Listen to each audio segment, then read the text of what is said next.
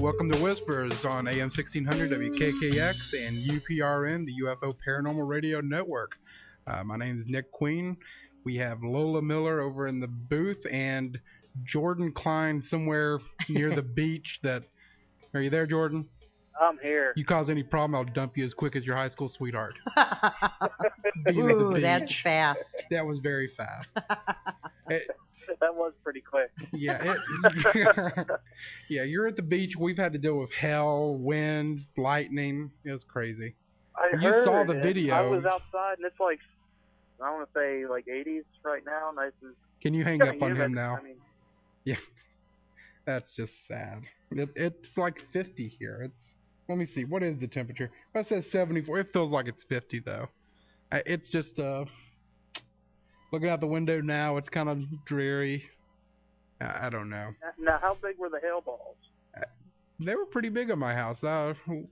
Maybe a little smaller. Yeah, I don't know. 50 like cent quarters, piece. 50 cents piece. Yeah, maybe some that were maybe golf ball size. There were some big ones hit. Well, you saw. I had the video up. I might link to that a little later. Maybe I'll upload that to YouTube. Put that on the website. Well, I guess Lindsley got hit up, Woodsdale got hit really bad too. Yeah. So, and all we got was some rain downtown. That was it. Really? Oh yeah. Man. Yeah, Nick was showing me a little bit of the video earlier today, and it looked like the apocalypse was happening. I showed him my out because I didn't record out back. I mean the outback because I live the apartment buildings I live in. We have a little slab, concrete slab for the back porch. It had flooded up. I mean, it's maybe a couple inches deep. I mean, under a minute, and was flowing into my back, into where my kitchen is a little bit. Kind of the wind was hitting it up. I left the door open just so I could go grab the computer. He was on Skype. I was like, "You got to see this," and I had, hell balls like blow through my door into my living room. I mean, it's easily 7-8 feet. Yeah. It was a mess. So front door, it would look like it was Christmas. Well, let me tell you what he did, Lola. What? What he really did, he just grabbed a bunch of marshmallows and was throwing them. Look at all them. Look at it. And he's just wanting pity. That's how it rolls. Yeah, it didn't happen. I'm sorry, Jordan. You caught me. Yes. There was a lot of marshmallows. So we got our guest on there. Yes, we do. Jordan, you want to welcome our guest? Make you do all the hard work. Sure do. I thought he hung up. I do too. Hard work. Yeah. He's seeing that tequila sunrise out there on the patio. He's not bothering to work. He's like, I can't do that with a drink. Yeah. Go ahead, Jordan. All right, Mr. Chad Austin has 20 years research and investigation experience, EVP research specialist and paranormalist. Has contributed to the paranormal field through the power of broadcast, research, and field experiments. You can check him out on Twitter and MySpace. Chad, you with us? I'm here. How you doing, buddy? I'm doing very well. How about yourselves? Well, I'm doing great. I don't know how those West Virginia folks are doing. Yeah, he's down in Myrtle Beach right now, so. Oh yeah, down there in the poor country. Yeah. Poor guy. Yes. Kidding me. What do you have? Some storms down there now, or?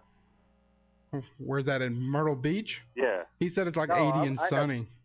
I have great weather. Working on a tan. Yeah. Poor we're the ones with the storms. He left us while the storms, came through, and he'll come back when it's over. Oh, Just the kind of person he is. So tell us about, now, you said, you were telling me earlier, you just came back from an investigation, right? Yeah, I was out over the weekend. I like to, stay as active as possible. Let me preface that by saying, people hear all about the places in the media that you hear about now, say, for instance, and I'm not discrediting any of these places, Waverly Hills Sanatorium, Rolling Hills, even here in North Carolina, the USS North Carolina, the Showboat, the Queen Mary, and the list goes on and on. And those were all great places. However, if you think about it, and you think about the big picture, those cannot be the only places. Those are places that have made it into mainstream media attention. And let me tell you, this phenomenon is just, it does not is not restricted to just those places. To me, the best places that you can ever possibly go are the places that have not been heard of.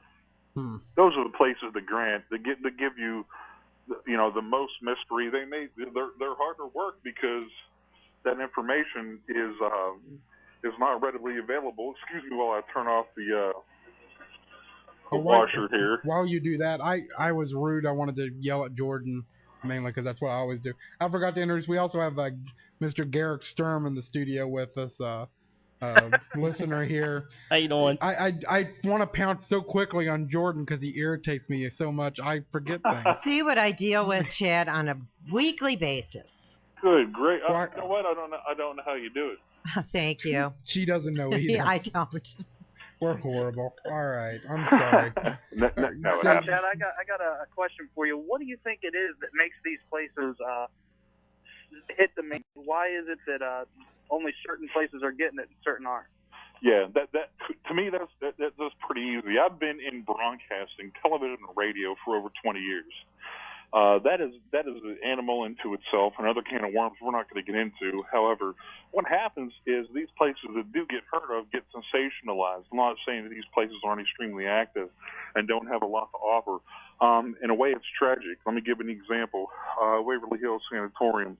A good friend of mine, Keith Age, is a person that he really brought that to the nation's attention with the help of the Booth Brothers, in Kentucky. And now you have people that are walking over themselves to get into a location like that.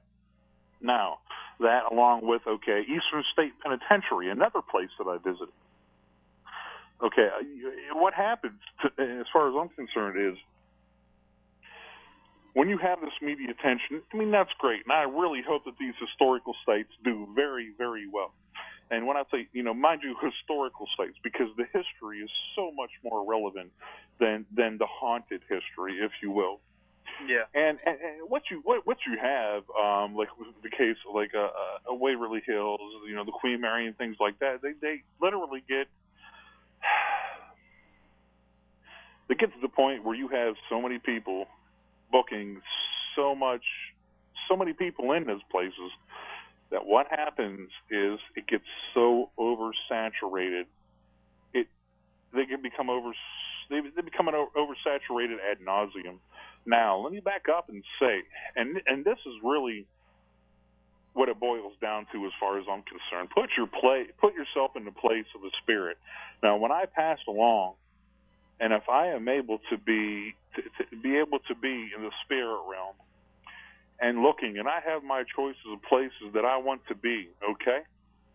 Uh-huh. I don't want to be a place that is overrun with tourists.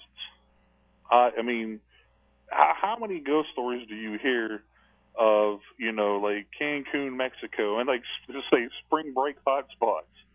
You know what I mean? I really don't think that's happened, although that there are exceptions. However, right now with Waverly Hills, and if you haven't been there, I do encourage you to go to check it out just for experience. But there are so many people going through there that if you think of it from a humanistic point of view, and if we truly believe that personalities survive after death, do you think these people are going to want to, quote, entertain or for I like a better word, or be around and really give people the time of day if you have literally hundreds of people going through a month? To me, I would pick up. I'd go to Las Vegas. Well, I think that's how I feel about the pen that we've got here, the Moundsville Penitentiary. We went with 30 people, and we were tripping over each other, let alone spirits. So yeah, I can understand. Really, we give them credit of being thoughtful and creative in some cases. So why wouldn't they be just as disgusted with idiots as we are? No, yeah, there's no doubt about it. And one thing that is lost, and I think a lot of it might have to do with just the phenomenon it is in pop culture right now. Yeah. I'm from the time where this stuff was taboo. I remember going into my counselor's office in high school that that was helping me plan on my future, and he asked me what I wanted to do, and I told him parapsychology. He looked just like you were crazy. Did he laugh at you or no? He didn't know what it is before he could even laugh at me. Yeah. He didn't know what it was. And he looked in his book. He was like, I don't see that. Can you explain? and I tried to explain. It was, the study, of the human mind and the unknown. That's one I was. And he's like, well, Chad, have you ever thought about being a social worker? You know what I mean? And understandable. But my point being is, it was a time, and I think y'all can relate, where it was taboo. I was 12 years old, digging knee deep in Hans Holzer, knee deep and Stagger, and people that were publishing these books. This is the stuff that I was looking at. I was looked as a weirdo. You know what I mean? People, oh, come on now, and we're in a very much, it was very much a time, well, if you can't hit it with the hammer, then it must not be possible. And even now, even though it's pop culture, it's still kind of, it's like, oh, it's fun and everything, and then who cares after that? That's kind of crazy. You had a question, Garrick? Yeah, I was just wondering, with all them people going in and out, wouldn't that hinder any, like, the EVP work or anything like that? I mean, wouldn't it kind of disrupt some of the spirit, activity in them places with that many people in there? Sure. There's a couple ways of looking at it. From just a commonsensical point of view. When you have so many people in there, when they're running a group in the next floor on level on the fourth floor, and you and your group are on the third floor, you're gonna have contamination left and right. Yeah. There's no doubt about that. Yes, it makes it extremely hard. You can still work around it, but can you really? And you're still gonna get stuff that you can't. With your, and if you're true to yourself, and that is such a big point. If you're true to yourself, before you put something out there, it may seem creepy as all get out, but if you can't count things out, if you can't say, well, there was somebody up there that could have been this X, Y, Z, and are true to yourself. That's the bottom line. There are people that unfortunately don't care. They just want to throw this stuff out there in order to elevate for some reason themselves as an investigator, and it's so very useless. Yeah, there's way too many cutthroat people out there in this field. Oh, cutthroat is another. Yeah, that's a whole another can of worms, brother. That's a whole other can of worms. But to me, and I'm not trying to get famous. I'm not trying to do anything except answer questions for myself. And if things happen, they happen.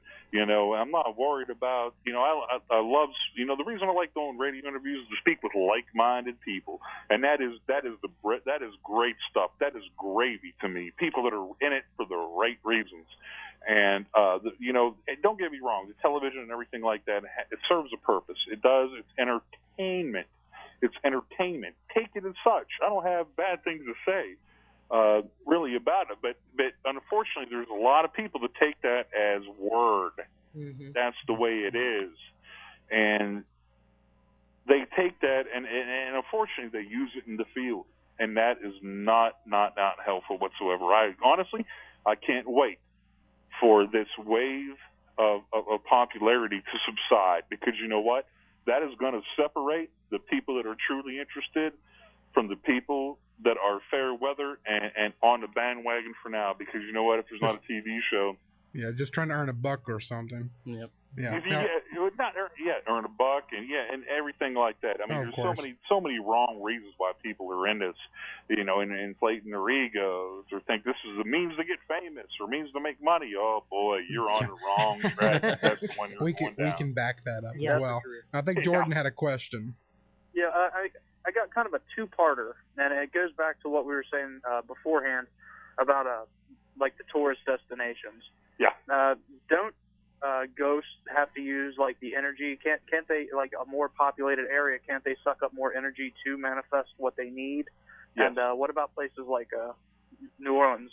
It's such a haunted hotspot, but it's also a big tourist. New Orleans. I would love to get down there, and that is good stuff. And and I really have to be calculated when I answer that question, because it has nothing to do with the number of bodies and the number of people with pulses that are in there. It has to do with intent and mindset. Okay, if you go in with 100, with say 100 people, and they're ready to go and they want to have this experience that they've never had before, and they're digging and they're reaching and they're doing it to have that experience, and they could come up with nothing. You can go in there with 4 people that are centered, focused, and have the correct mindset. And to me, one thing that separates it is I really don't like the term ghost hunting. Okay, sometimes investigation is really a stretch. How many of us have a criminal, a criminal investigation background? Not too many, which is not a bad thing. Not a bad thing. What I like to, the term I like to use is conscious observer. Ooh, that is good. That is good. What we do when it comes down, when it boils down to the common denominator. That's what we do. You know what I mean? We don't dust for prints. We don't do, you can have all the bells and whistles, thermal cam, this and that, the goggles, the shiny, blinky things, and everything like that. But if you're in there and your mind is right, and you're in a place where you just want to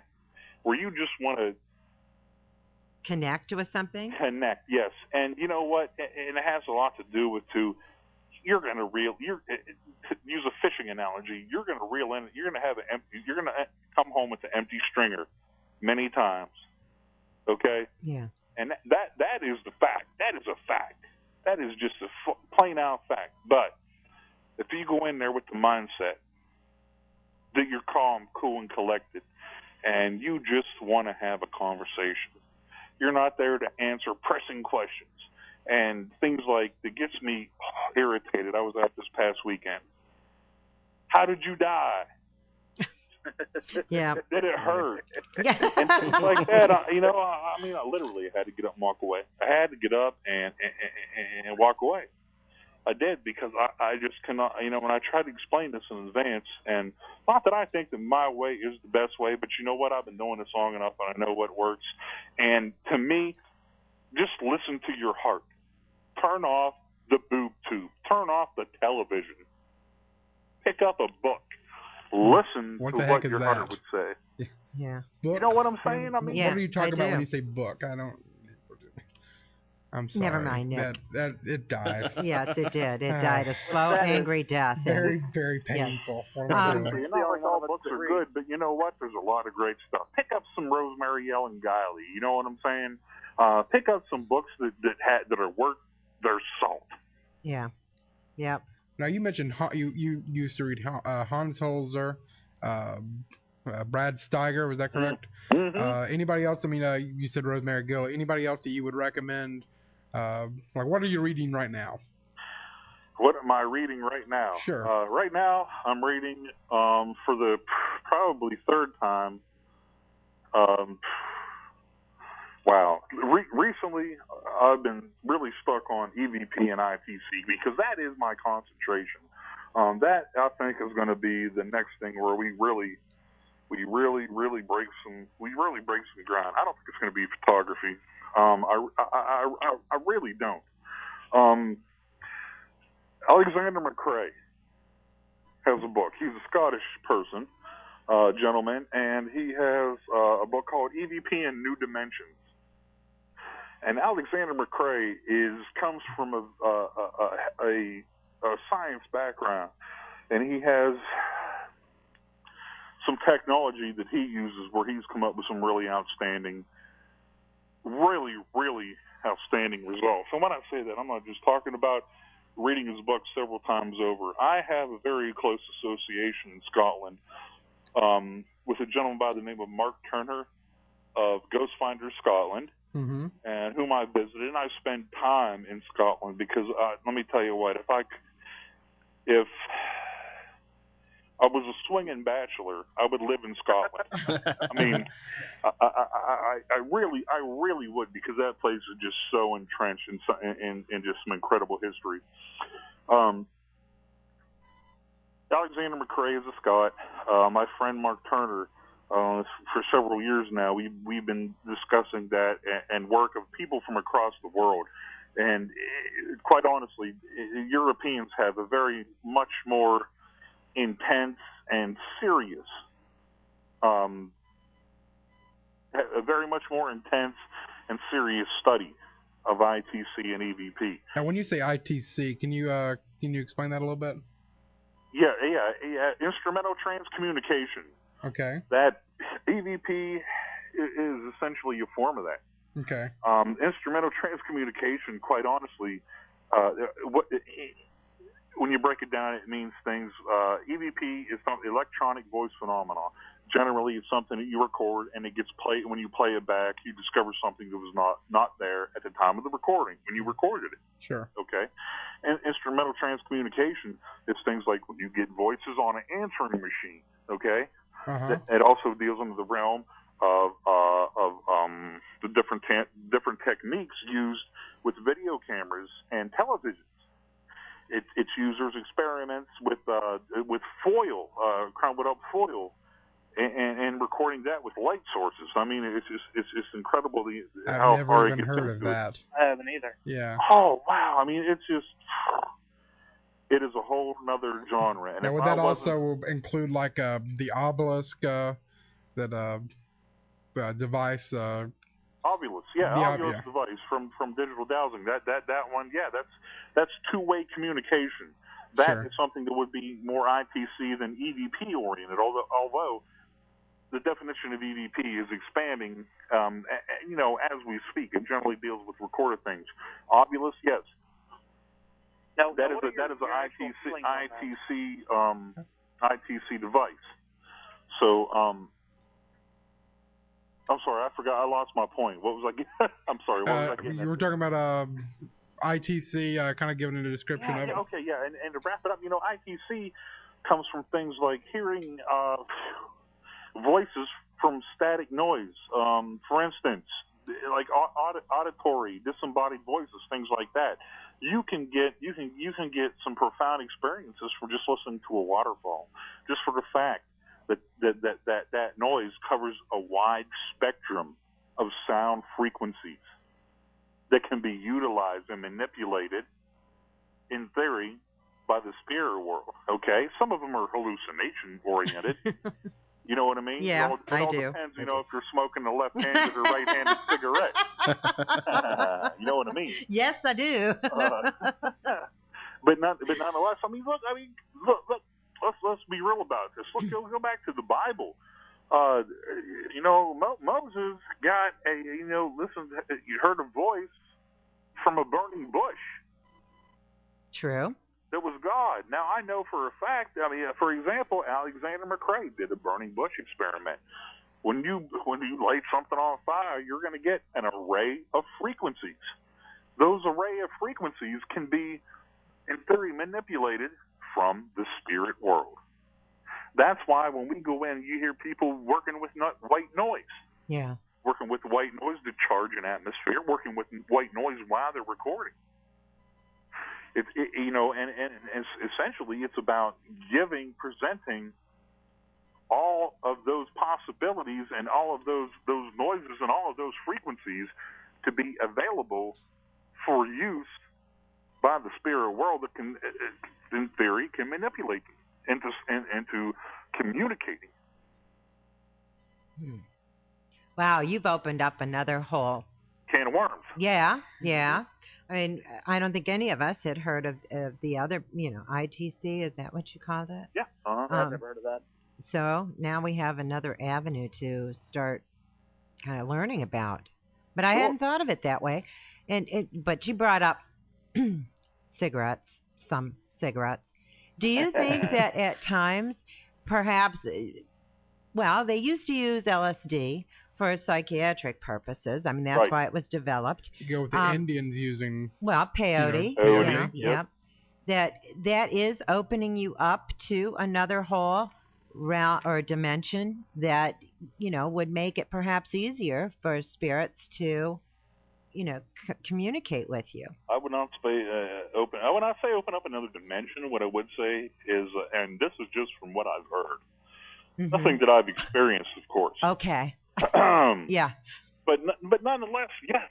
What it does though is it opens up your mind to experience things you normally wouldn't. We as human beings, especially the older we get, just like you hear of kids, children are more susceptible to being psychic. Yes. The older you get, I got a car payment, I got a mortgage, I have, I got to make things right with my spouse, I got to, work.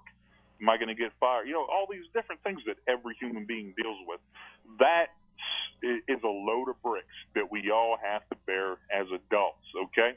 Yeah. And if you want to talk, quite frankly, if you want to talk about those kind of things which is essentially a way, from what I understand, is for people to really open the floodgates, essentially, and to be able to once again, almost as a child, to open those floodgates of sensitivities, and to be able to experience things that we cannot when we are so entrenched with the day-to-day BS.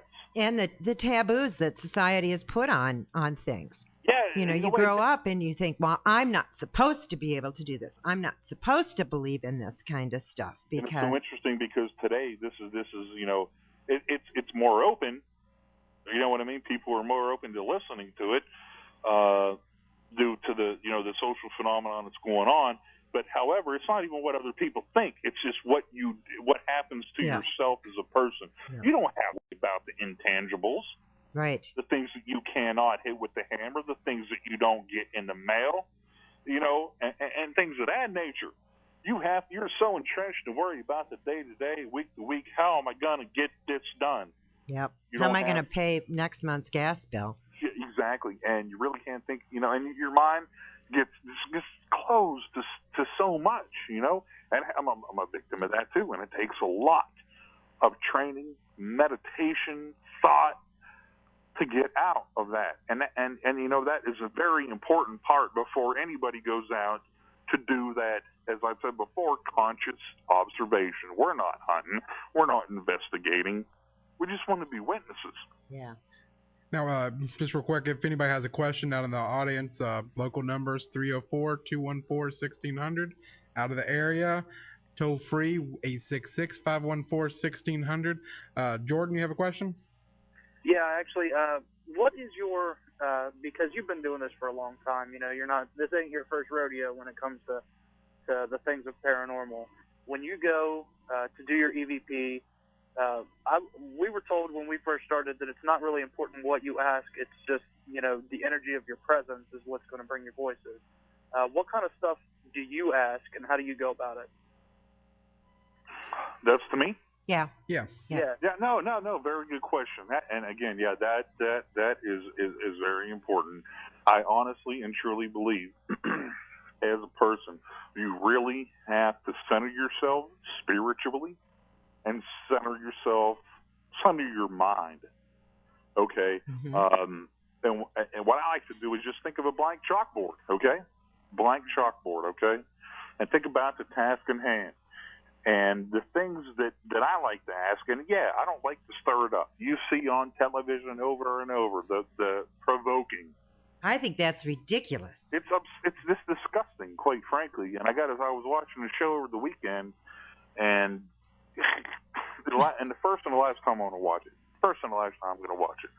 If you're so bad, do it to me. Yeah. And that. You know what? Pack up your gear and go home. No time for that. Good luck with that, partner, because ain't going to happen.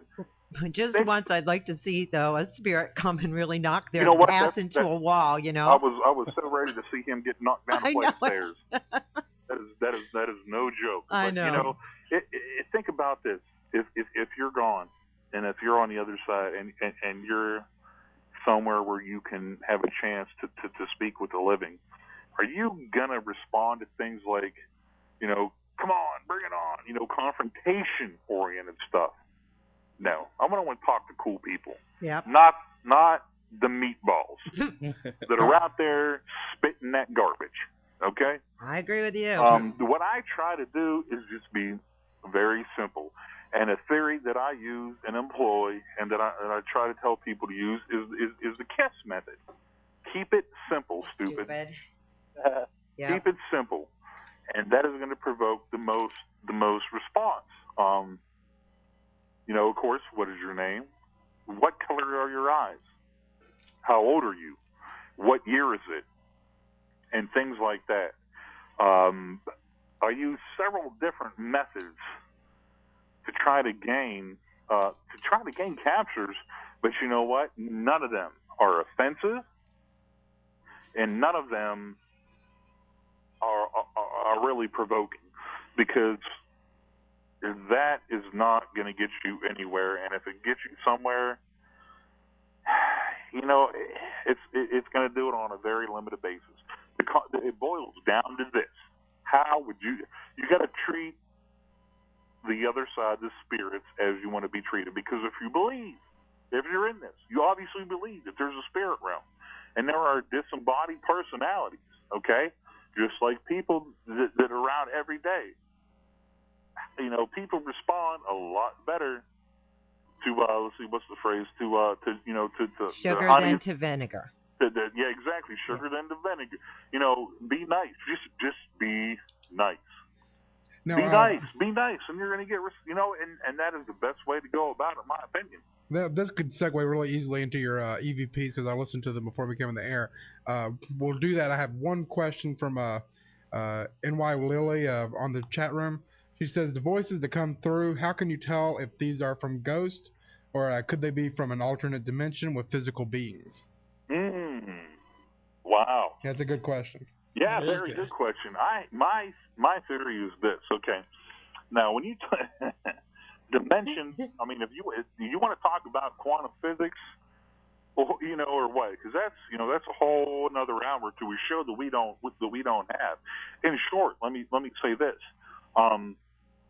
you really can't. You really can't. Most of the time, the things that I have captured have been, I think, disembodied personalities of people that have passed on. I've spoke. I'm a paranormalist, and I am very much involved in ufology, psychic phenomena, and cryptozoology, and I've had extensive conversations with great minds in science that deal with ufology, and I really like speaking with them about UFOs and that phenomenon. Who was to say that sometimes these voices we're getting are outer worldly? I'm not talking spirit dimension. If you want to get into the big picture, we are very, very, very small fish in a very large tank. Yeah. It is very much possible that we could be talking about something living, coming through on our devices that are, for a lack of a better terms, in our human ignorance, aliens. I mean, it is very much possible. I don't have anything that I could really say, I think this is an alien. Yeah. However, that potential is absolutely there, and if you do not think that if you think that it's not, you're selling yourself short, because we are dealing with something that deals so very much in the unknown. To think that there are no experts, there are no authorities. I've been studying this for over 20 years. I'm not an authority. I'm not an expert. There's nobody that is. And because nobody has a grasp on it, we don't know. It's not going to happen in my lifetime, or any of our lifetimes. Who's to say that it's not something that is extraterrestrial? I do believe that it only makes sense that is a possibility sometimes. However, I have not experienced that yet, but I would not rule that out. And as far as dimensional, that's what I would assume. The person asked the question is talking about. Mm-hmm. Dimension. you can get into a lot of things, but what I'm talking about is, spirits here on the world, and then, like extraterrestrial influences. Sure. That are the things that I am considering that I think are distinct possibilities. Okay. Let's take a listen to some of your EVPs. Lola, you have those up, right? Yeah, you want to go with... go with whatever order you have. Gave proof. You want to explain that one before I play it? Which one was that? Gave proof. Yeah, sure. One of the things that I like to use, again, in a non-aggravating way, instead of asking questions that are going to aggravate anything or trying to provoke a response, like come on, bring it on. One of the things that I found most successful is just filling in the blank, beginning to say things. Let's say like the Star Spangled Banner. Mm-hmm. Pledge of Allegiance. Here in the South, Yankee, the Civil War songs and things like that, and just beginning it and letting them finish. And I have found some profound results, and this is one of them, and gave proof. Okay. You've excited Lola. Well, yes, because that was when we went to the pen. That was suggested to me that I take music or just start a song from, say, because a lot of these guys were, back in the 30s and 40s, start singing a song, although that could have really raised a ruckus too, but, and then stop and see if they pick it up, the chorus, because that would have been something that they could really relate to. And that's what I took a CD player. I wanted to do the music thing because I thought music soothes the savage beast and all that kind of stuff. Re-stimulation.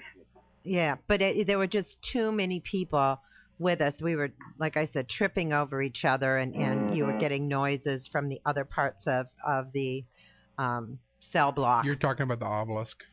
Well, that too. That was really irritating. Yeah, we'll get to the obelisk. We'll get the obelisk in a little bit. Okay. Here is Gave Proof. And the rockets would glare, the bombs bursting in air, gave proof.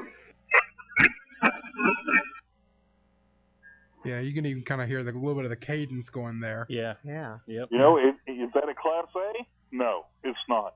But I'll tell you what, if that is a stray radio signal, I'd bet the bank on it. I really doubt it. I really doubt it. And mind you, this is what, the stuff that I fired over today is just a small part. I mean, I have hundreds and hundreds of examples. And these are some good ones, don't get me wrong, but just listen to it. And understand that you're not having a person that has a voice and a mouth right next to the recorder. These are imprints. And for that to come through and sound like it did to me was pretty stunning. Can we play that one more time? Sure.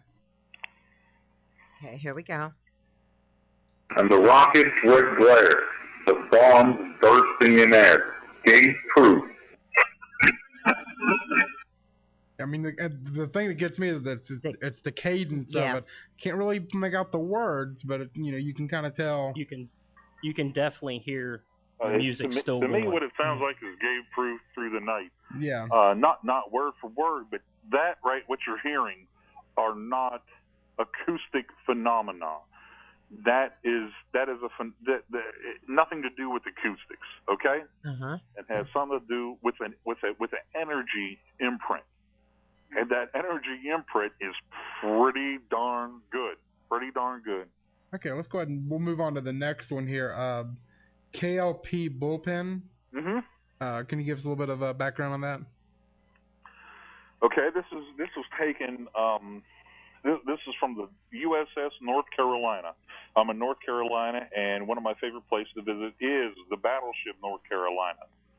I've spent many nights, many more than my wife would like to admit, on the battleship North Carolina. And a lot of nights I'd come up, reeled in an empty stringer. Some nights, not the case. This one, this CVP was actually gathered by a colleague that I was sitting in with, and she, KLP, Chrissy Lynn Perry, she had captured this. This came after a question about the people in the what had happened with the battleship Carolina. Torpedo hit the shower room and several people died. And in that time, again, several people died, and the question was oriented towards that. Well, unfortunately, when I click on this, it comes up I'm missing a component to be able to play that one. No. Yes. So what is it saying? See, that's what I hate. I know. I don't know. Okay. I really don't know, but it sounds. And I'm not one to make things up or anything like that. It is what it is. Okay. But it sounds like something to the fact something along the lines of "we burn."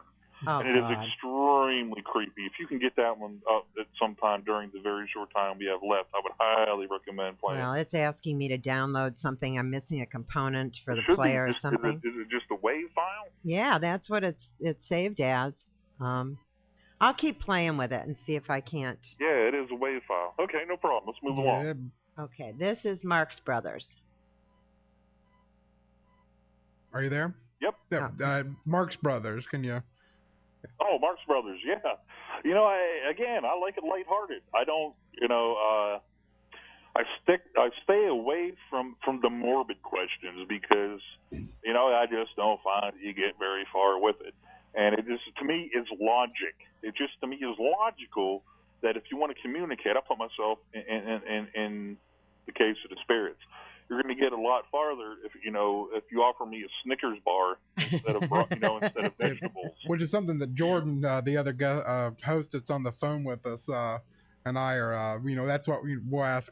What's the capital of Florida? Sure. And see if we. What? Yeah. What Yeah. was that again, Jordan? Can you turn up his a little bit? Work for? Okay. Yeah. Who's number 2 work for? Off the Austin Powers and stuff like that. And sometimes you get something weird, response back. So. Sure. Let's go ahead and play that one.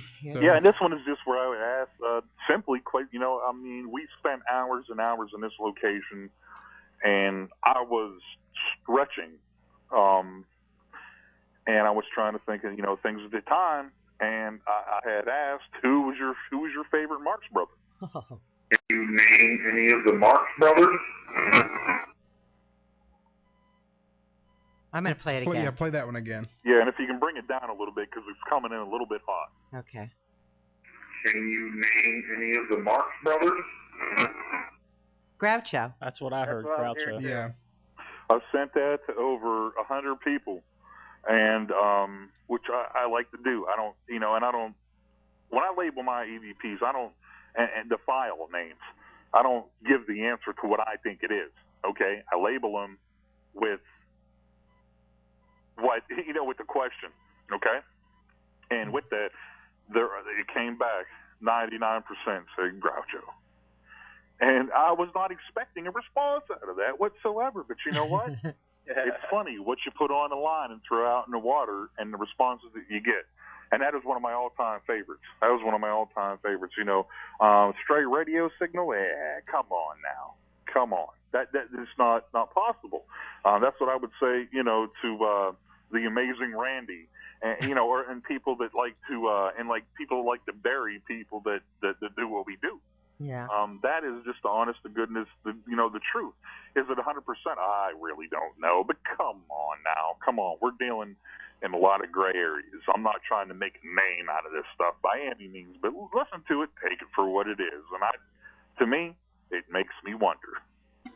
Yeah. Okay. And that's enough. Yeah. Let's go ahead and go to the next one here. I'm going to try to actually re-download that KLP pullpen one on my computer one more time and see if I can get it to work. Do you need another?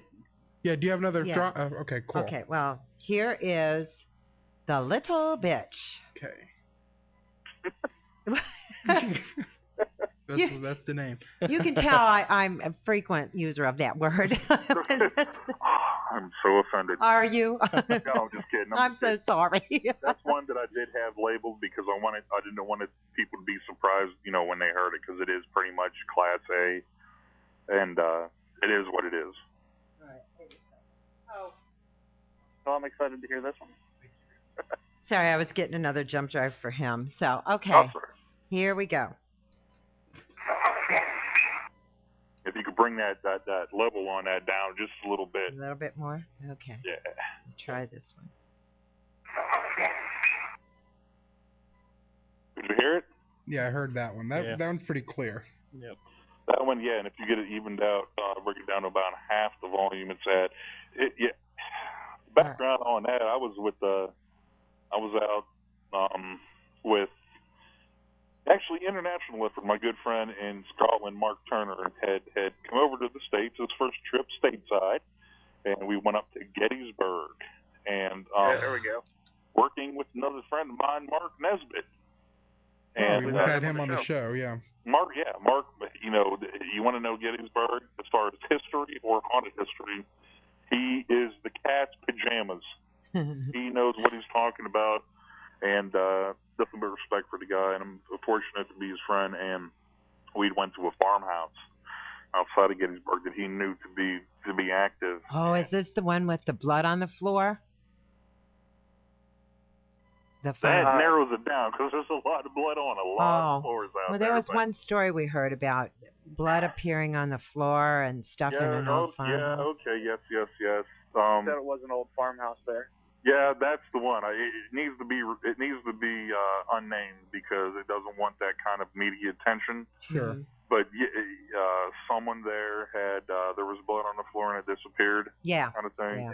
Mm-hmm. That was the place, and I saw it. I had a UV light with me, and you can see the stain there. Wow. I mean, you have to understand this place was surrounded. I mean, it was stacked window high with bodies at one time, and the barn out there. Wasn't it an infirmary or a hospital or something like that? Well, it would be loosely, very, very loosely makeshift. It was an estate that got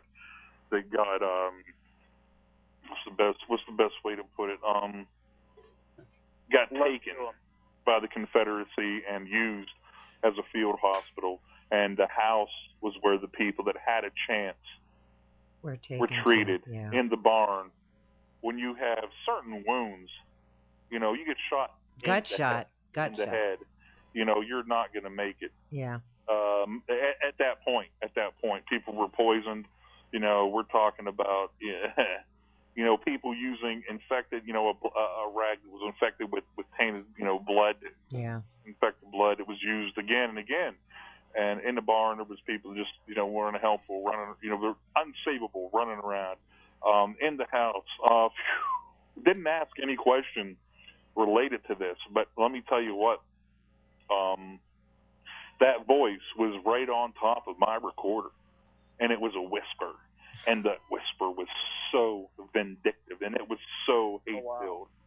You know, the little bitch. I have no idea, and Mark has no idea what it could be from. You know, we try to look at some history, but you know what? That is one of the emotional, you know, every time I hear that, I get chills because whoever was there, they're stuck and they are filled with hate and they're not happy. They're not happy campers. I'm going to play it one more time. I just want to turn my headset up. We'll do it one more time. It's really short. Yeah, you can. Yeah, I heard it better that time. Yeah. It's a very good one. And I think we just became the only show on there that's cussed that many times consecutively. I don't know. None of us cuss though. It was no, a ghost. wasn't us. Yeah, you want to Let try the to FCC try and go after them. Yeah, we'll give you an address. Try to find their name and address. Yes. Now, do you want to try to do that? I put that back on the bullpen one. Hopefully, I re-downloaded it just in case maybe something happened transferring the file. So hopefully it'll work. We only have a couple minutes left, so we'll try to get this one in. While we're doing that, is there a way to put that on the website? Yeah. Do you mind if I put that on the website if it doesn't work, Chad? No, go ahead. All right, good. Yankee Doodle is another one. I don't know if you played that or not. It's the next. Yeah, we got that one. We have only a couple more minutes. I want to make sure on our website, we have a Chad's Twitter. /Austin EVP. Austin EVP on Twitter. Sign me up. You get updates and to get an idea of what's going on with me. And then myspace.com /Tuesday After Twilight, correct? Yeah, that doesn't get as much attention. I'm working on that, and right now the best way to get a hold of me is through Twitter and my email. What's your email address? Austin EVP.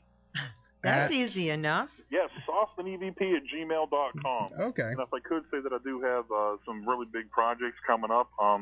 A website. I'm not going to divulge the name and everything, but it is Project Do You Hear What I Hear? Project Do You Hear What I Hear consists of a big website, online community, as well as a book that I'm working on right now. Okay. That is going to be an excellent read. Nothing to do with me, but just has to do with how people can do the best that they can to be out in the field and capture audio is the bottom line. Okay, well, we actually have no more time left. Right, we're at the top of the hour. But I want to thank you very much for coming on the air with us. Thanks for having me. It's been a lot of fun. Chad. We'll have to have you back on. I wanted to get to the Yankee Doodle. We'll save that for next time. Yeah, sure. So, all right, well, thank you very much. We're going to go to the break. You're listening to Whispers Radio on AM 1600, WKKX, and UPRN, and brought to you by West Virginia State Penitentiary in Moundsville.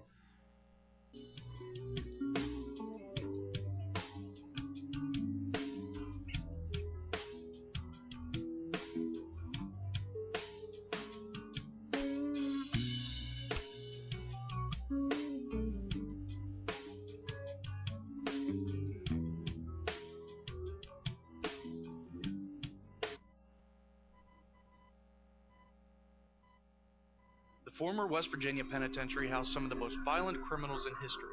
Many of the prisoners who lived there also died there. It is known for being one of the most bloody institutions in the United States. Don't miss your chance to experience the former West Virginia Penitentiary. Your tour will consist of an astonishing 90 minutes that offers an awesome history, a touch of art, cold hard facts, and an education of the justice system. Tours start 11 a.m. Tuesday through Sunday. For more information, go to www.wvpentours.com or call them at 304-843-4146.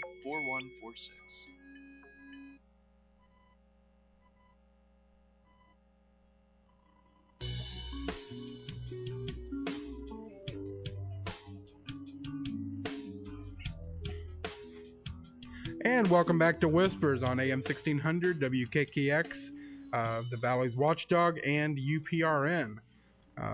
This is my name's Nick Queen. We got Lola Miller and Garrick Sturm, who I forgot last time, and is probably going to yell at me later. That's okay, Nick. It happens. And on the phone from Myrtle Beach, Jordan. Drum roll, please. It's just... You do that good. So now, is it still sunny and pitiful? I don't know. I've locked, because I got a bunch of people, like my whole family's here. Uh-huh. So I locked myself away in the back bedroom. Oh, well, so I can tell you what it's better than a public bathroom. I was going to send him to the beach. A hotel bathroom. Listen, you see what I do for this show? Yeah. This is my love. Okay? My plan was to send Jordan, okay, Jordan, we don't want to hear from you for a little bit. Get in your car, drive to the beach. We want to hear the ocean before the show's over. But he's like, I'm like 20 minutes away. So. Did you get any fishing in, Jordan? No, I didn't. Well, if you go to his blog, whispersradio.com/Jordan, you'll see what Jordan's been doing here lately. I think you got a picture of a travel diary. Yeah, I've been doing a vlog every day, every night on Getting very good at that. Lola and I are very busy and can't, contribute any time at all. But no, you're great. Well, these people that just lays around the beach day in and day out. He's like, I think I'll go to Myrtle Beach. Yes, I First, I'll stop in Delaware. I just wrote, I slept until like 3. Yeah. Didn't do anything the rest of the day. Well, that's when I got angry at you, and I'm like, if he gives me any lip. Well, we have. Yeah, I was going to say, real quick, we're going to read a letter we got from a listener, then we'll go to the guest. Okay. This letter is from, where's it at? Jessica says, hi, I'm a new listener out of Phoenix, Arizona, and I must say I really enjoy the show. I listen via podcast. I've only heard about 5 or 6 shows, and my favorite one so far was the episode dated 6/30/2009. That was when we had Dwayne Claude and I believe Alan Swartz, if I remember correctly. My memory's a little bad now. She said it was Tim Swartz. I'm sorry, Tim Swartz. May the Swartz be with you. God, I can't believe you just did that. I did. I am sorry. It says I actually listened to about 40 podcasts, most of them paranormal, and Whispers Radio has quickly became a favorite.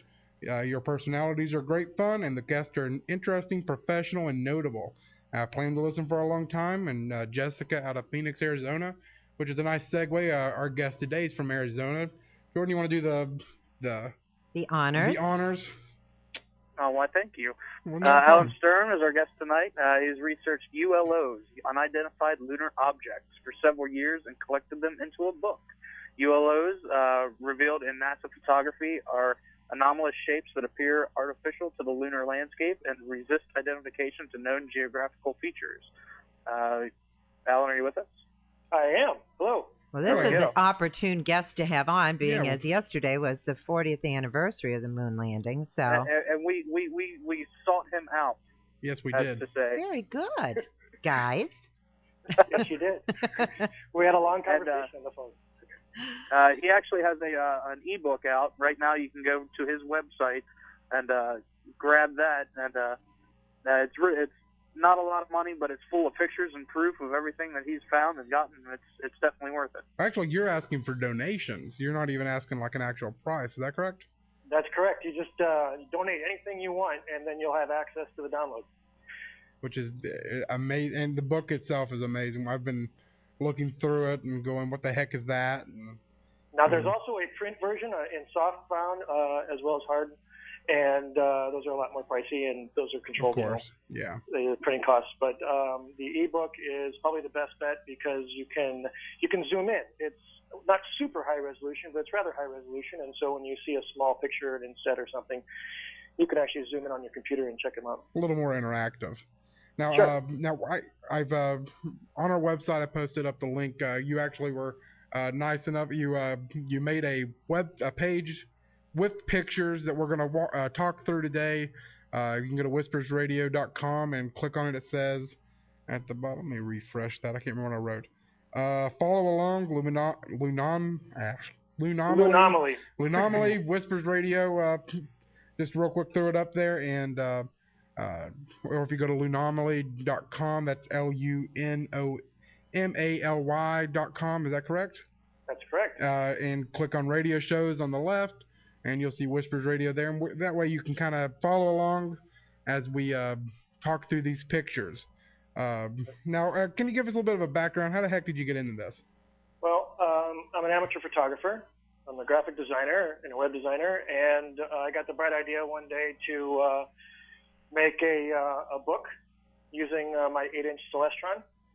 And what I originally planned to do was to compare and contrast shots, the best shots that I could get with my telescope, with images from the Apollo missions.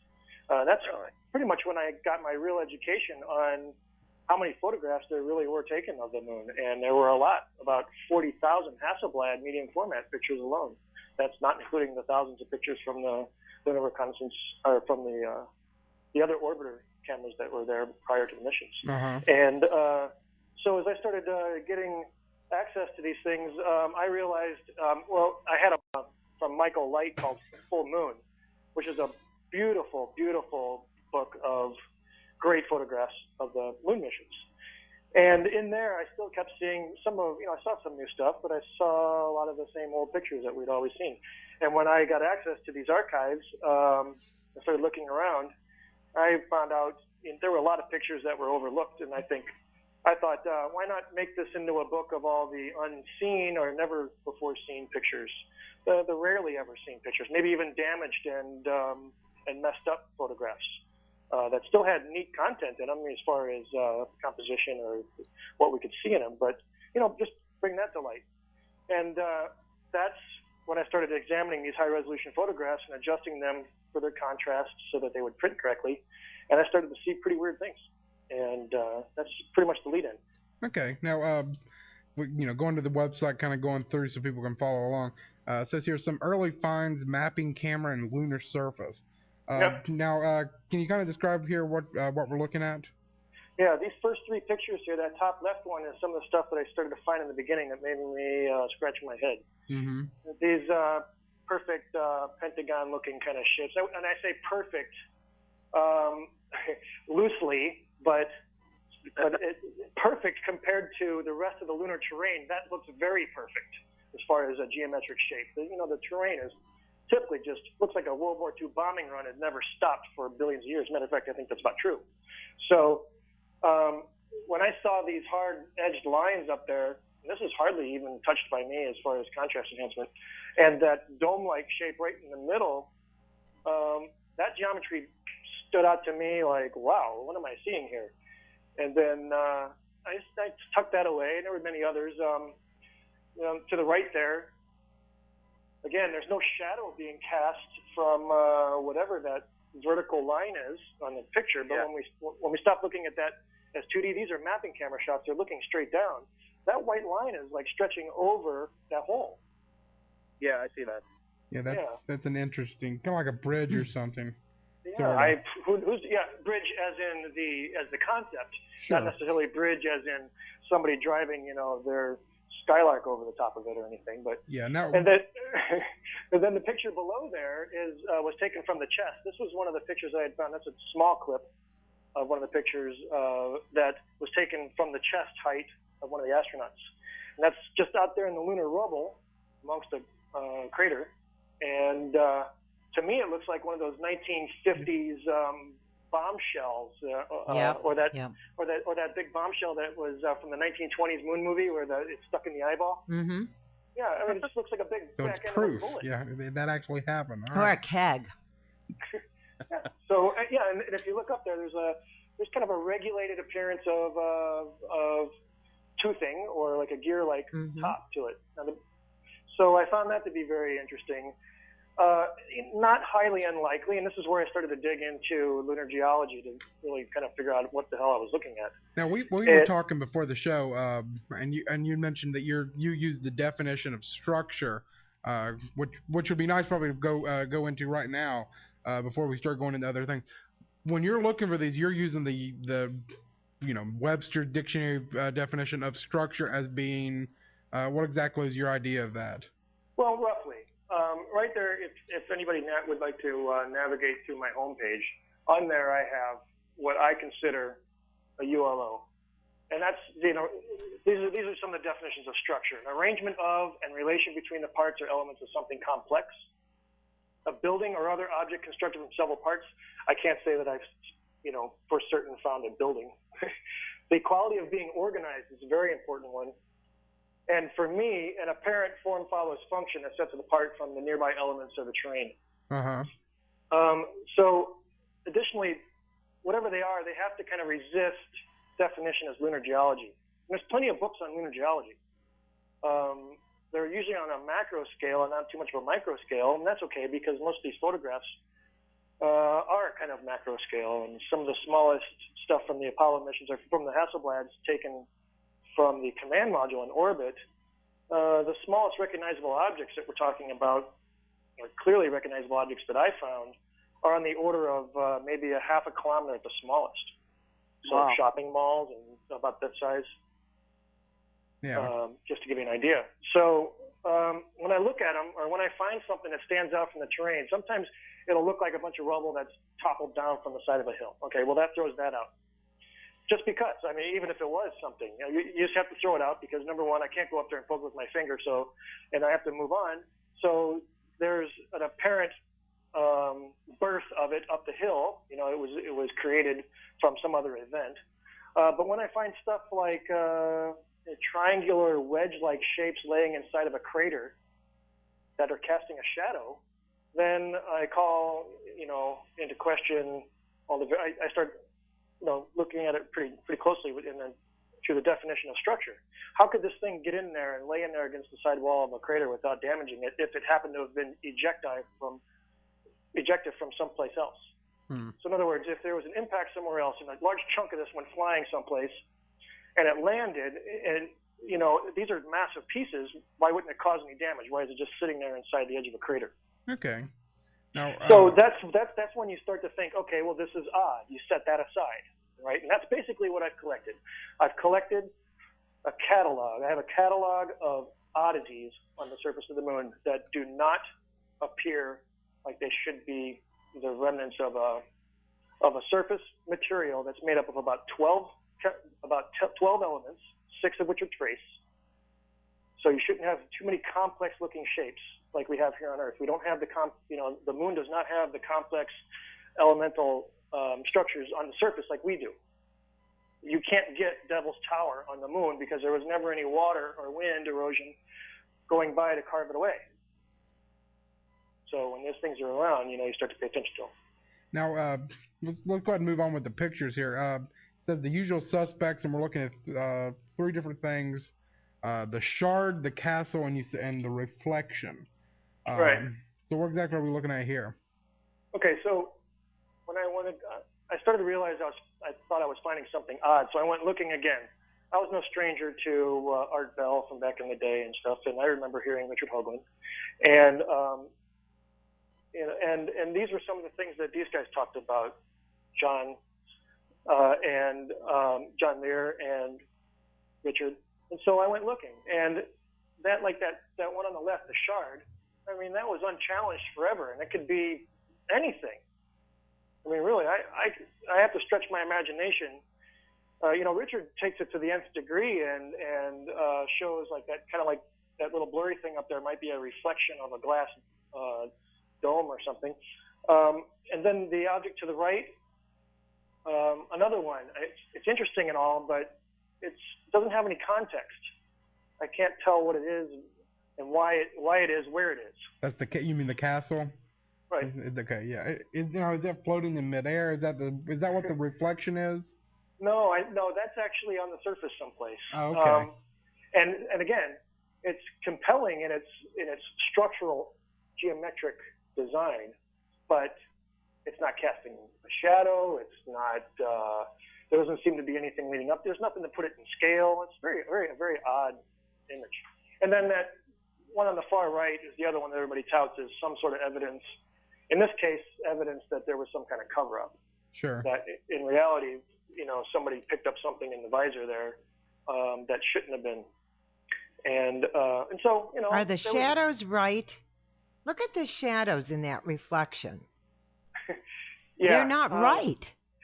Well, I don't know. I've seen a lot of bunking and debunking the debunkers, and I think when I got into the thick of this, right away, I was all over the internet day and night trying to figure out what in the world I was finding, which leads me into the next picture.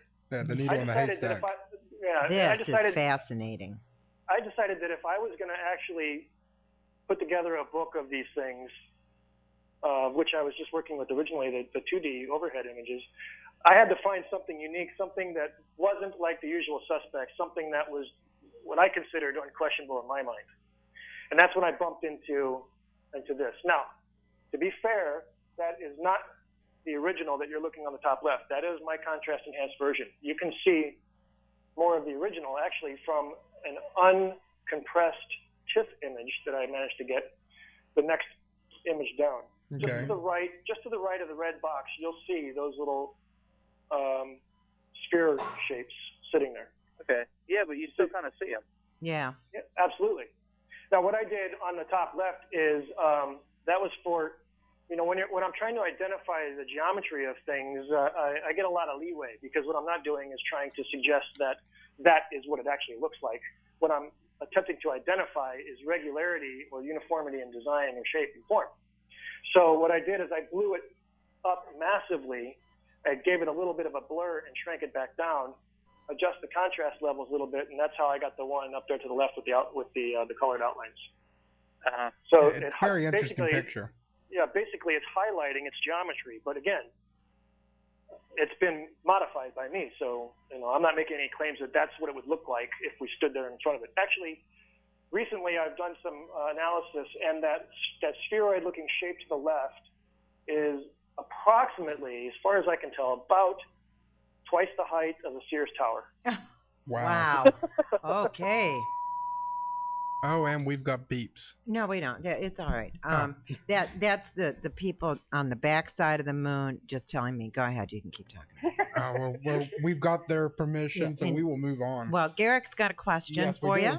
Yes, I was just wanting to know, even though that there's only one true light source up there, which is the sun, would it cast any type of different shadows at different times when these pictures would be taken? At, say, you have one that you know that you took at a certain time frame, but if you would change that time frame up, would it change the image at all, or would it still be there? Slightly. The moon has a I can never say the word perturber somethings, and what that is, it's a slight wobble of the moon, so it's not always in the same place.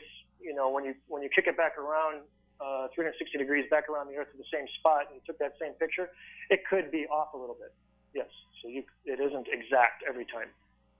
Now, as far as other light sources, you have ambient light being cast secondarily off of the reflection from all the other objects, and the surface of the moon has a high silica content, so it's very reflective, very bright, kind of like the sandy beaches, and so there is kind of a glow that happens, but not enough I don't think, to cast a shadow, but it will create a little bit of a shadow amongst the edges of objects, where objects come up close to each other, you will see a shadow.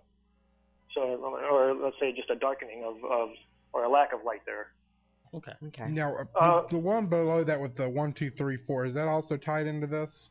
Right. So moving from that red box, right? Yeah. Okay. I'm focusing in on that box with a technique that I created, and what I did is I enhanced the contrast levels, pushing the shadow detail in and in and in. That's moving from 1, which is from that red box, to 2, to 3, and down to 4. And you can see we can still capture a whole lot of detail in there. Basically what we're doing is we're pushing the shadow detail. So where shadow detail was light, I have a technique that pays attention to shadows and only pushes those. And so, and what I mean by push is it darkens them. Yeah. So now, again, we cannot assume that that's creating what we see as geometry, as in physical three-dimensional shapes. What that may very well be pointing out to us is shape and form, but it may be through texture.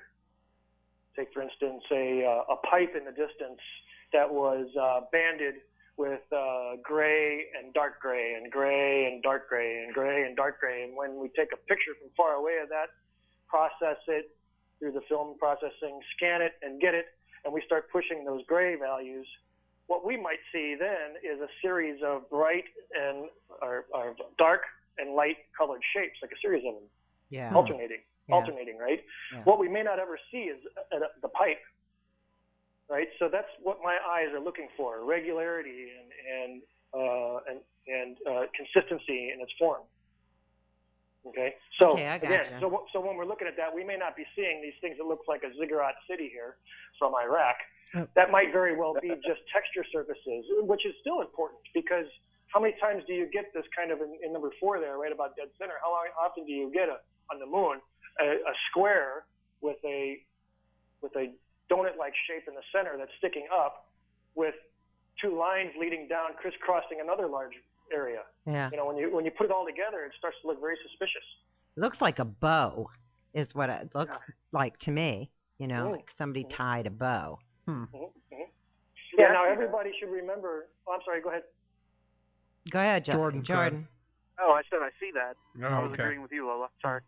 Yeah. So everybody should remember that in all these shots, what I tried to do is, as I got away from the mapping camera shots, and I looked strictly at the oblique angle views. So photographs that were taken typically from orbit with telephoto lenses, and they often show you the horizon. So somewhere from down below out. So they're perspective shots. They're not mapping camera shots like when you go to Google Maps and you're looking straight down all the time. Okay.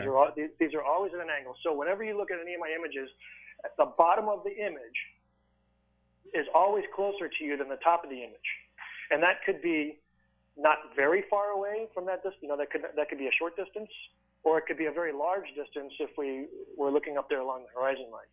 In either case, just remember that we're always looking at these things like as if you were flying in an airplane and you're coming in to land and you look out the window and you look out towards the horizon, that's basically what you're seeing. Okay. All right.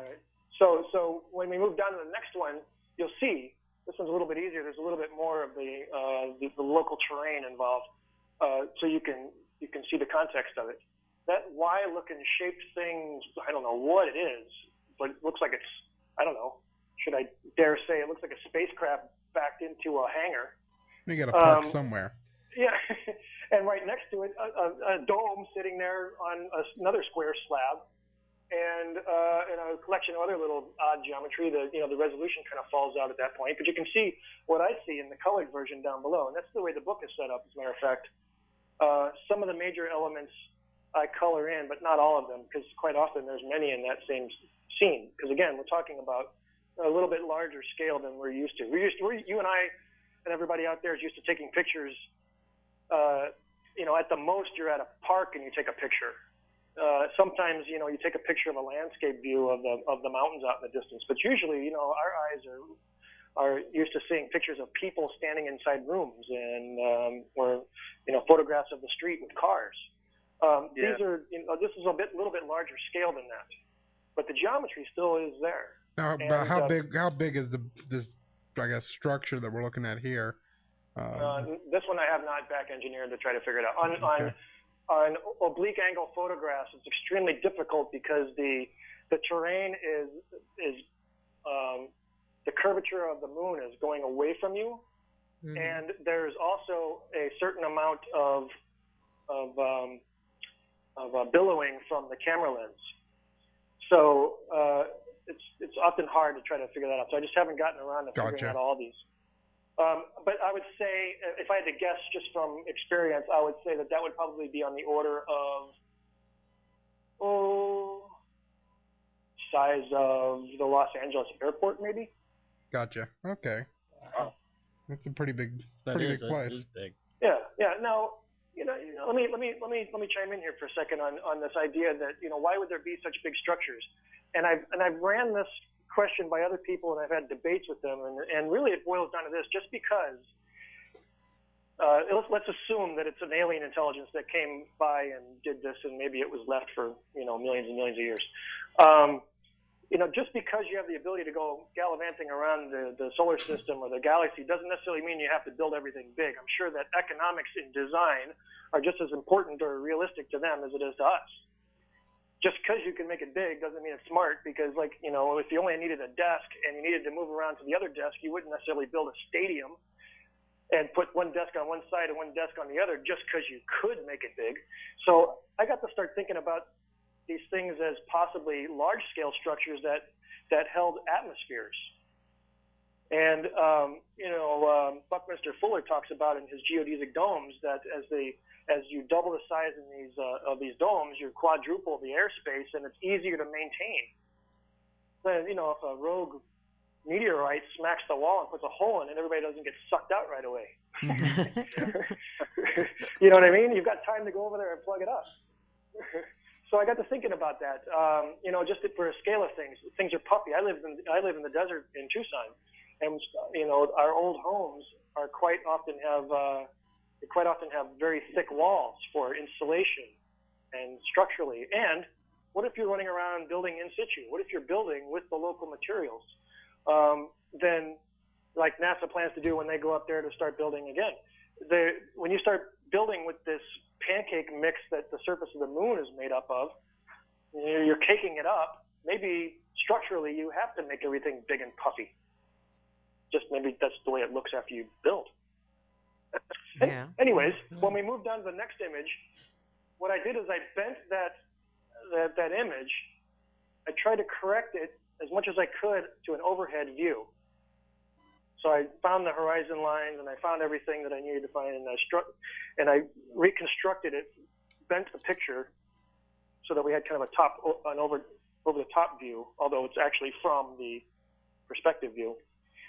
And this is pretty important. Now, the 52 degrees, I don't think there's any relevance in that. I would have to ask somebody that knows more about geometry and the 26 is half.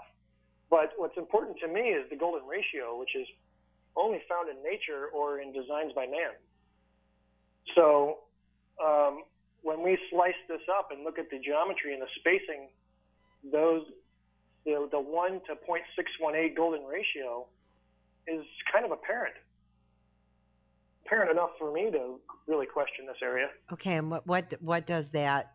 I know nothing about geometry or engineering or anything. So what is the significance of this? Okay, so the golden ratio or the golden rectangle, when you see like a conch shell, yeah, or and it spirals out from the small part to to proportionally larger and larger and larger. It's 1.618 times the size of the object before it, and so you get that shell that unfolds, or you get the pattern of flower petals, or you get the patterns of life. And the only other rocks don't do this naturally, really.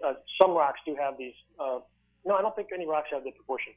I think they have other proportions. So I could be wrong there, but usually humans, through their desire for beauty, mimicking nature, they'll use that in their designs. In architecture, as well as in graphic design, you use these same principles to slice up a page. The top portion would be, or the whole page is 1, and then 0.618 or 61.8% of that page, you draw a line. In that lower box, you might put in the text, and the top portion is where you have your full page ad info. Just have a look at the full page ads next time you are looking at a magazine. So it's another possible sign that there was intelligence involved in this. It's not just random stuff. Right. Boy, I'll be able to dazzle them next time I go to the beach. Okay, now we have a question off of the chat room. Before I get to that, if you have any questions out there in the listening audience, locally 304-214-1600, out of the area 866-514-1600. And this one's from Tall Dwarf. He says, are these photos taken of left, front, or right side of the moon? And what's to have prevented them from going underground as well as on the surface? All of these that you're seeing, I believe this next one that we're looking at is going to be on the far side. Now, is that the just so we can make sure everybody's following along, the title of it's the Bright Lunar Ring, is that correct? Right. Okay. I think, I might have my front and back messed up, but I think that's on the far side. Okay. It's hard to say. A lot of the far side imagery isn't all that great a quality. A little darker, I'm guessing, correct? Well, actually, the back of the moon gets just as much light as the front of the moon. Oh, okay. It's just we never get to see it. I listen to too much Pink Floyd. I'm sorry. Yeah. Now, as far as underground, I'm not sure. Like ground-based penetrating radar or something like that. Maybe in some of these new science missions with the Lunar Reconnaissance Orbiter. I don't think they have that. Yeah. But I know that they have what you might consider an image. They did. If you watch my Anomalous Gigantis video, the YouTube video there on the website, they're referencing a bomb that they were carrying around. Gene Cernan and what's his name, and Jack Schmidt, and they're cruising around, trying to find this, what they call the station, where to place this bomb, because the idea is they're going to detonate it, and then they have these seismology equipment or seismic equipment, sensing equipment out there on the moon. And I know nowadays they do this kind of a thing, and they thump it, and they can continuously keep thumping it, and they get a 3D image of what everything looks like underground, or a rough 3D image anyway. But I don't think anybody's gotten that to do that on the moon yet. Okay. Now we have another question from NY Lily. Give me just a second here. Does he see any connection between what can be seen on the... I lost it. On the... give me a second here. I'm reading... It's what can be seen on the moon and the structures that allegedly can be seen on Mars. Thank you, Jordan. I kept scrolling down away from me. It was hard. Okay, go ahead. Two things. I don't pay attention to the moon, to the Mars images very much. Number one, the only ones I think in this day and age worth looking at are digital. They all pass through a civilian organization in California before they get to NASA or to any of us. So I think in the realm of me looking for structure, that kind of already sets the tone that They've been censored already. They've been censored. Well, if that's the case, I don't know. Some people, when I got into this and people find me, I sit on the phone for hours and people fill my head full of all kinds of stuff. And so, yeah, some say that there's about 6 million entities living on Mars, or 60,000, or whatever the number might be.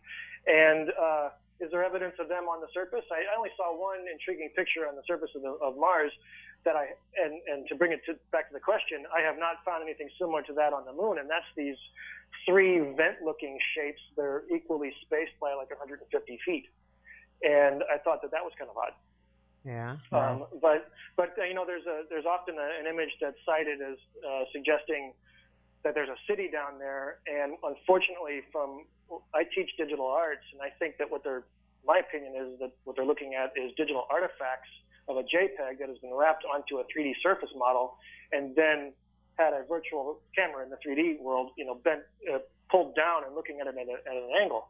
And so what they're citing in that image, I believe, definitely it looks geometric for certain, but I don't think they're looking at the stuff on them.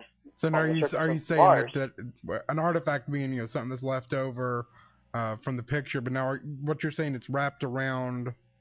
It's wrapped onto a 3D surface model. So in other words, like think of the old the grid mesh, the 3D grid mesh, and then they take the photograph that they took from above and they paste it on there. And when you bend your 3D camera, so they're kind of making it. You're saying kind of a hoax, perhaps, or no? I think they're right in suggesting that it's definitely artificial looking. I just don't think that it's evidence that somebody else made it, other than our computer equipment's ability to render the images. Gotcha. Okay. You know what I mean? So it does look it's this gray zone. It is artificial looking, but it's probably because of the digital artifacting. Okay. Okay. Now let's go back to the pictures here. I think the one we were looking at was the bright lunar ring. This one's pretty interesting. I haven't shown this one to the public before. It's usually in the book. Okay. And I get comments about this one. Nick wanted to see this one, so I decided to put it up there because he liked it. I liked it. It was nice.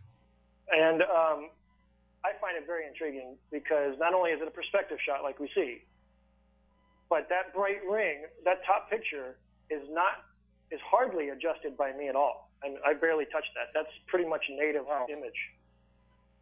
And so that bright ring that is on there, when I blew it up, it's about 200% enlargement there and the little inset. Mm-hmm. You can see it. Now, whether that's a gear tooth inner edge or not, I'm not sure. But I know that it seems to be parallel and perpendicular to all the other elements in the scene, which makes it very odd. Such a bright ring wrapped around a tubular-like shape. Just, I guess I can imagine the great, wondrous, amazing possibilities of anything could possibly happen on the moon. But, when you see things like this, you kind of question why. I mean, to me, it looks like a turbine or some kind of, industrial kind of thing. Of course. Some kind of gear. Yeah, gear,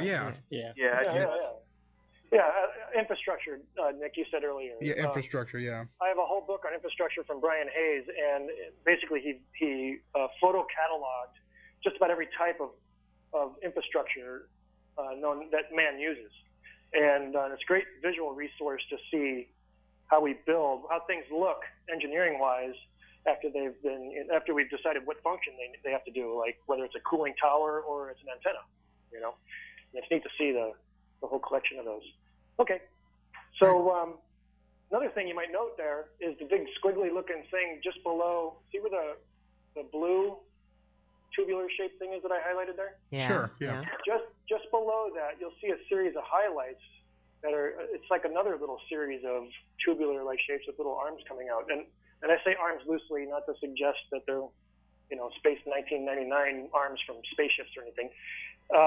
But it kind of looks like a snake-like shape or a tubular-like shape, bulbous, and then seems to be a pattern or a repeating series of spacings. One, from the 1, 2, 3 out to the end, 4. Mm-hmm. And so when you start seeing things like that, that's odd. This is supposed to be a volcanic region at one point in time that for, a brief but very intense period of time was just pummeled at 30,000 miles per hour with objects as small as BBs to the size of, large buildings. Wow. At super high speeds. So, and then it was left, that's it. You have no atmosphere, you have no Mother Nature.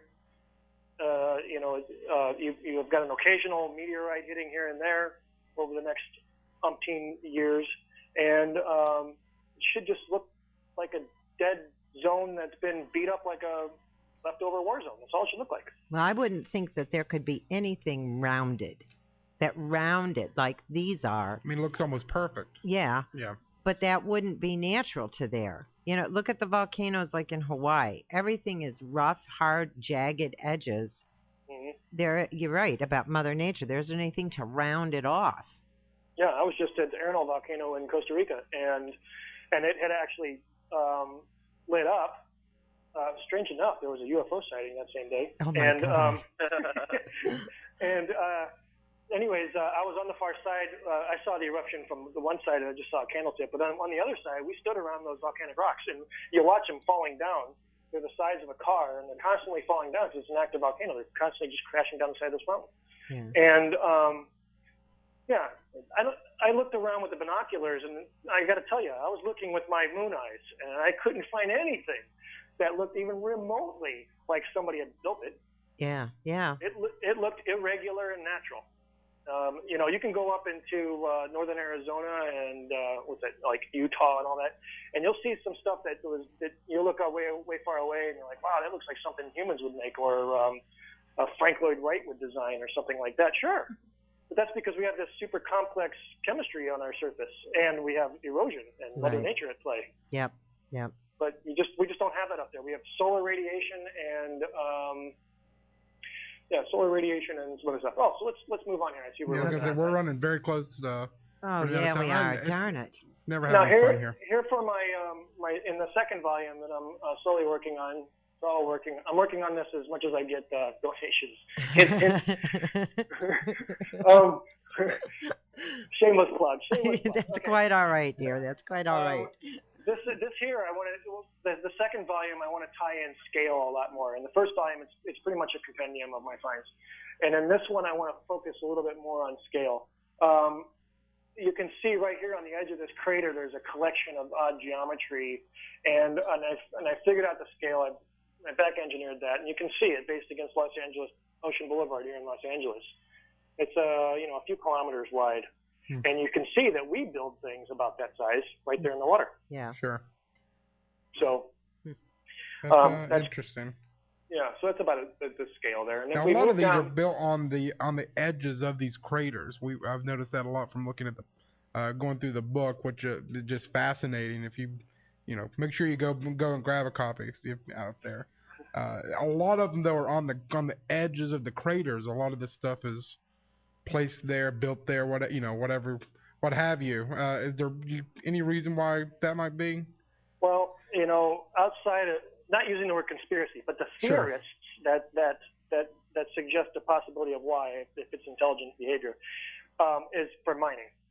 Why go digging when the greater Mother Nature of the solar system has already punched a hole in the surface for you?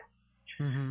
So that usually exposes elements that are down below or not as common as on the surface, or maybe haven't been eroded by solar radiation for a few billion years. Yeah. Now, any idea exactly what we're looking at on that picture? Some candidates for inclusion in ULO's Volume 2, the first one there. Any idea? I hope it's not a prison. Yeah. We could all end up in there talking about it. So, all right, let's go ahead and move on just in case. All right. So the next one is what I call Anomalous Gigantis. It's my little pet name for that object. It's probably on the scale of a few Hoover dams. It's pretty large. Wow. And it's actually a string of very odd geometry that all goes along. There's like a stitching kind of look. Just below the double arrows there, you'll see where it's like pop, pop, pop, pop, pop. It's almost like a fracture, a ridge line. But when you see where the two arrows are pointing, and you pick that out in the terrain, a kind of face with the geometry on the front plus on the top. And you see on the backside there's a hole, like a crater hole, but there's a lot of regular geometry in there. There's two triangular-like, white-like shapes back there. To that top right side, like they're looking northeast of that first black spot when you follow in where those two arrows are. And then when you keep looking up and up and up and up, you'll see some more stuff sitting out there, including that little black triangle over that white crater surface, that black triangle with a black spot in there. Yeah, I see that. And that's kicked up over the edge, casting a triangular shadow down on the surface. So neat. Just more very strange things, all in an area. Again, you can look right to the right here, and on this mound to the right, the kind of pushed up mound to the right, and you may or may not see something. I mean, I see something that kind of looks like a pipe on that far right, but you just don't know, But when you see a collection of these things of odd geometry all in the same place, then you start to think about it. Okay, yeah, that's. If you scroll down, that's 3 more images from 3 different angles. Yeah. Well, now, is this kind of your artist rendition of what we're looking at in that?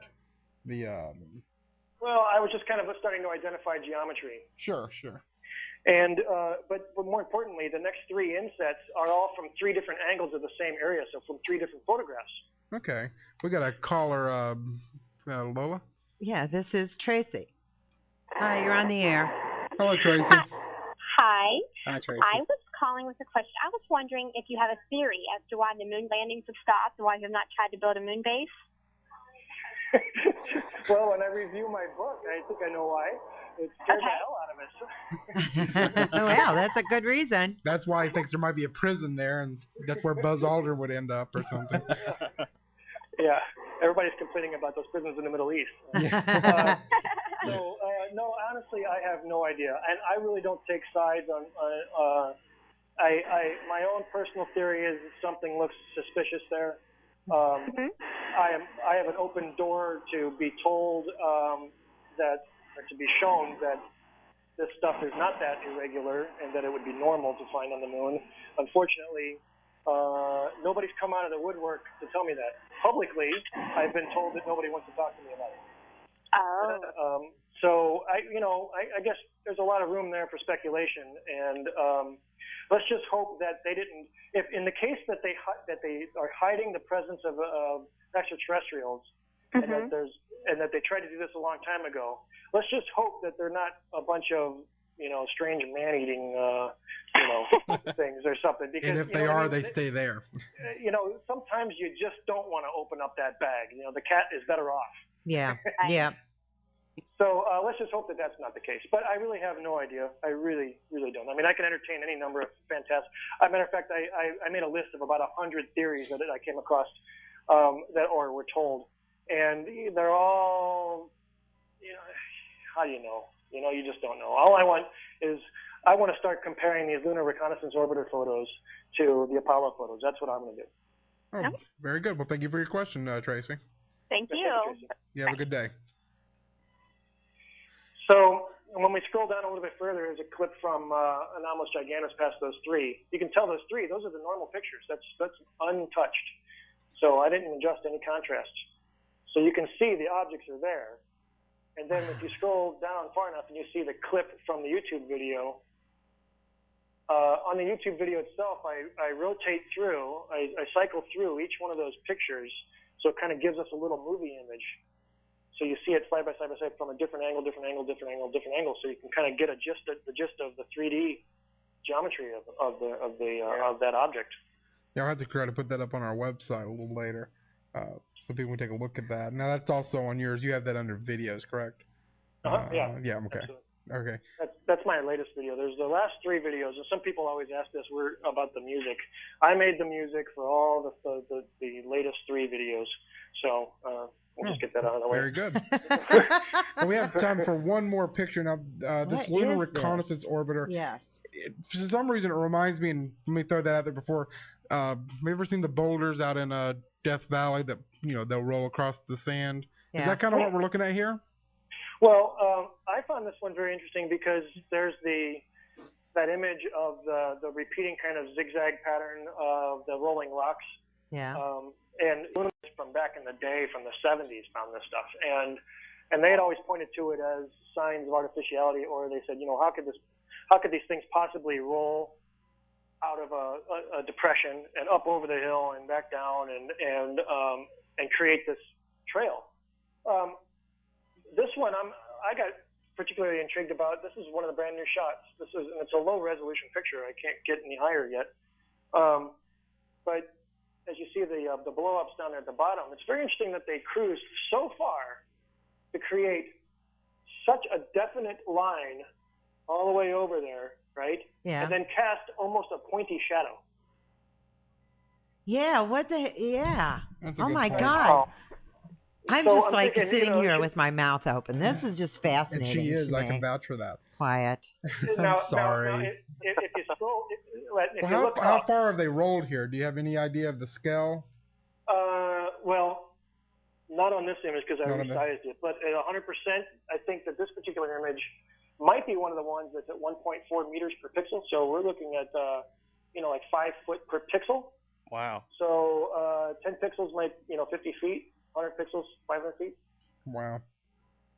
Okay, so now, but here's something I want to point out to you guys. Sure. Okay, take that bottom right red box. Follow that trail all the way back to where it started. Yeah. They merged. All, same place, it looks like, yeah. What is that up at the very top of the picture? It looks like the thing at the bottom of the picture. In the red box, look all the way up to the opposite corner. See that bright little spot? You mean on the left there? Yeah. Yeah, that, and it'll cast kind of the same shadow, too. Yeah. Yeah, I don't know. There's a lot of these little spiky things sticking up. Now, things like launch pads and cooling facilities, like when they launch the space shuttle and all that, they have that stuff that goes a pipe really, really far away, and then they have another facility that's piping something all the way down. I start to see things like that. Now, I'm not suggesting that at all on here, Sure. but where that starts, I don't see a particular large impact. What I do see is a collection of, like, I'm following the one on the bottom right. Uh-huh. And you take it all the way up to that kind of dark area. There's there's two like oval like areas, and that line starts there, goes down, up, and just keeps going. Now, how does it roll that far without skipping? Yeah. And it's capable of carving that out. Now, real quick, let me put this in there. If you look at the old Russian movies, the nationalism movies about going to the moon, and when you look back and you research the 1940s and 50s and when they're thinking about going to the moon, what they did is they calculated back based on the moon is in the locale of the Earth, and the Earth is in a certain locale of around the sun, and there's only so much, there is so much solar dust that lands on everything. They can count it here. They know how much it is, how many inches of it per year. It's very small. And so when they calculate that back, they say, well, the moon doesn't have an atmosphere, so it should have been caked up with a bunch of dust. And that's why the ladder didn't go all the way down on the landers. They didn't want it to bend and get kinked up.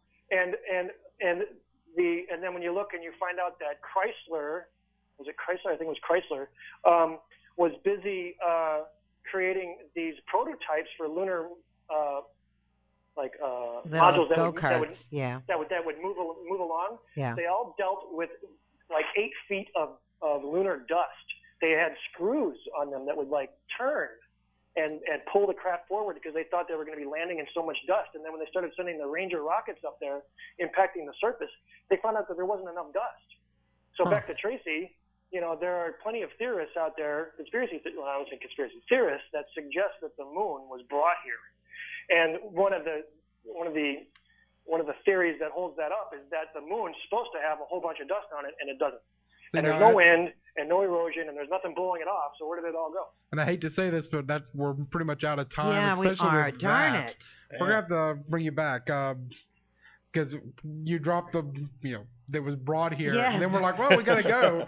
So, but it's been very interesting. Now at the bottom of this page, go donate couple dollars, get the book. It's well worth $40-50, but definitely. $1. I've been looking at it for the last 2 days. It was great. It's been a lot of fun, Alan.